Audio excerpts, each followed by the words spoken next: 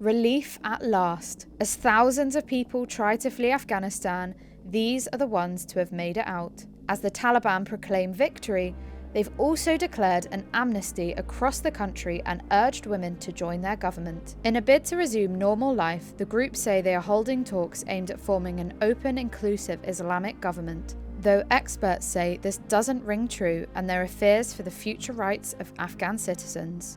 Afghan nationals are going to face a lot of problems, not just because the Taliban is so incredibly repressive and was one of the most repressive regimes in the world when it was in power, that they adhere to a form of Islam, a very extreme form of Islam that really provides no liberties at all for anyone, but particularly for women. The Taliban previously ruled Afghanistan for 5 years until the US-led invasion in 2001. During this time, girls were not allowed to attend school, and women had to have a male escort when leaving the house. Under the Taliban before 2001, people of Afghanistan, they face human rights violation, women's rights violation, human rights abuses, torture, persecution. There are already early reports of women being lashed for wearing revealing shoes and of girls being told not to attend university. UN Secretary-General Antonio Guterres said it is particularly horrifying and heartbreaking to see reports of the hard-won rights of Afghan girls and women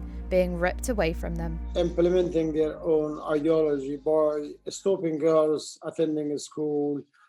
The universities in Herat province already been closed down, and the messages from the Taliban to the people of Afghanistan is that the people, they should follow the Sharia law, which normally used by the Taliban. Women, I don't think will have any better future that we had for the past 20 years. That's why we urge the international community to make sure the women's rights in Afghanistan will not be violated anymore. With evacuations starting, the government says it is considering a refugee resettlement scheme.